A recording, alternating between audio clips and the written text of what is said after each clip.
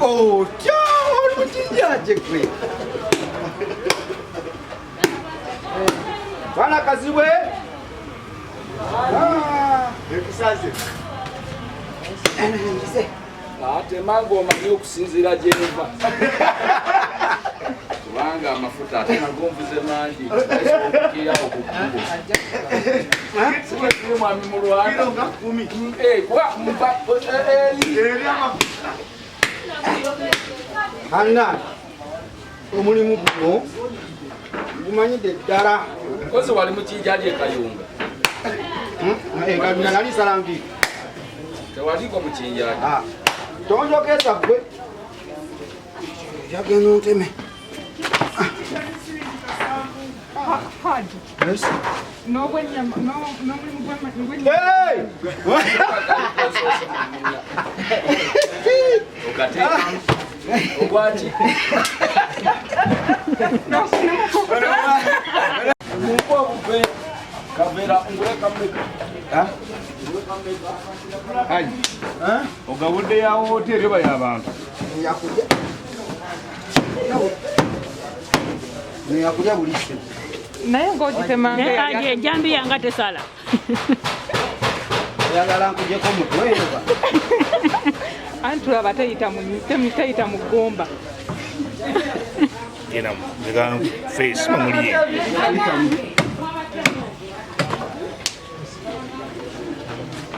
Yambe ko yuwujja nnyo.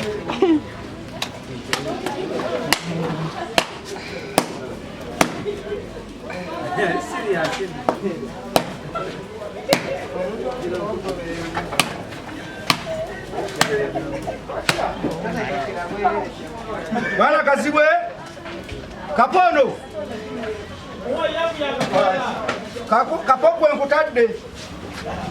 Kapo. Nezomeka. Wa alaikum salam. Leo tuse.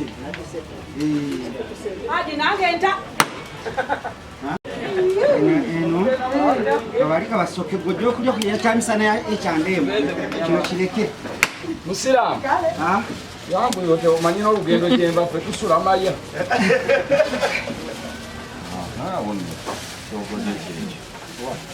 Ate nange neyasa.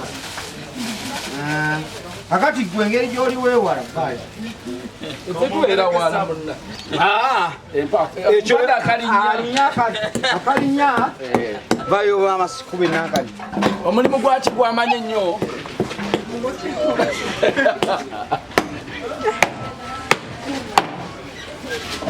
Genda bakulye. Wanuuma. Eyaserembe. Wanuuma. Serumba. Seremba mu nyama. Mala kuteka muteke ku video. Angayogera. Ate yabagamba guno omukono guno tegwanga totadde mikono 47. Seremba alete ndagamuntu. Seremba lwena mu wanyama. Wandagamuntu. Atuke.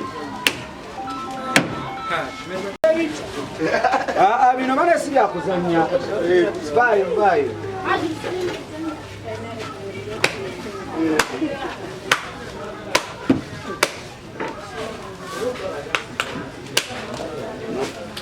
Aje mpaka kusumuliza.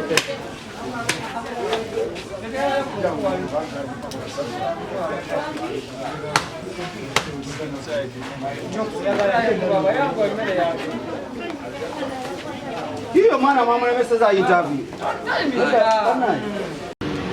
Kazibwe kapo. Obi otyanga aja aluna avuddeyo n'akuwa idi. Nawe oli musiraamu. Bulijjo tokimanyi. Saasiramu kano busiramu sindi musiraamu. Nze ndi musiraamu kitange yedirisa Kazibwe. Kirimo okubuusabuusa. Yeyisa. Nti munefe tumanyi ganoonya ssente. Nze Kazibwe yisa. Era tulumiddwa nnyo obutasalira wamu idi. Na olw'ekirwadde kino. Ne katugere tujagulize ewaka. Aja akwate kironga mmeka? Ndowooza nga 7.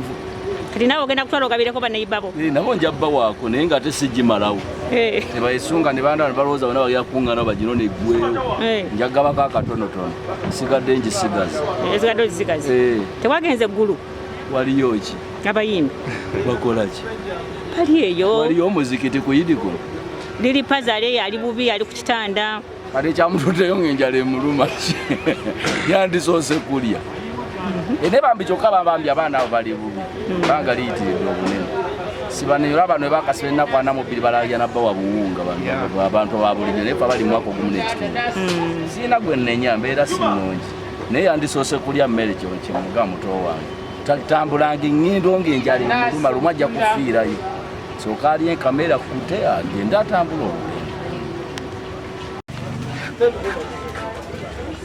aja tyani aje Stabua na Toro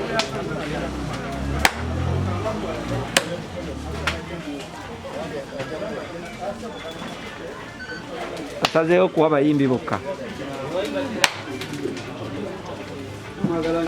mwagalanye ebyonunsi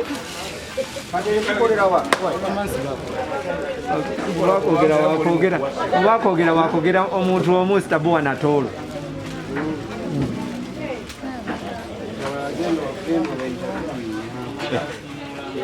jangu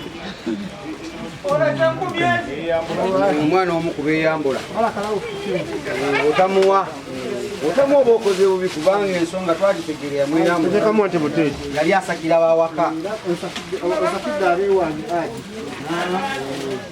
webaze nnyo wanuwumma jangu gamba twebaze nnyo wanuwumma wanu umma aba wanu umma okutuusaako ebirabo bya Idi tuyanzayo tuyanzege naffe katusakireko abewaka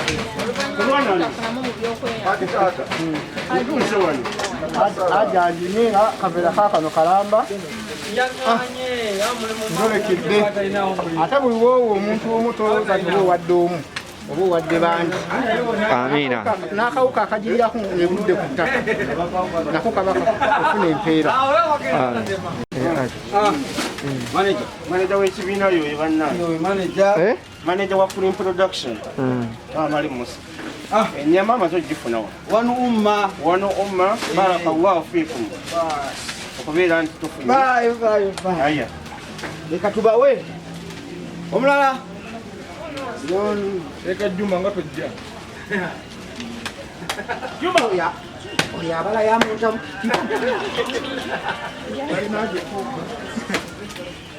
Wana Mozi togenda wala Yes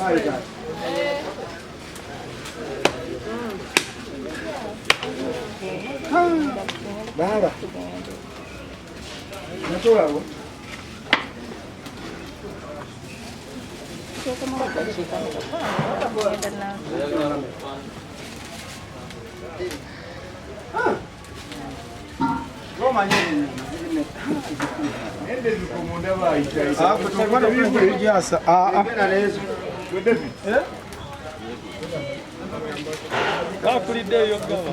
temusaalako n'abantu ate era okusala bisolo lunaku mugenda dutambuza lutya nga abasiraamu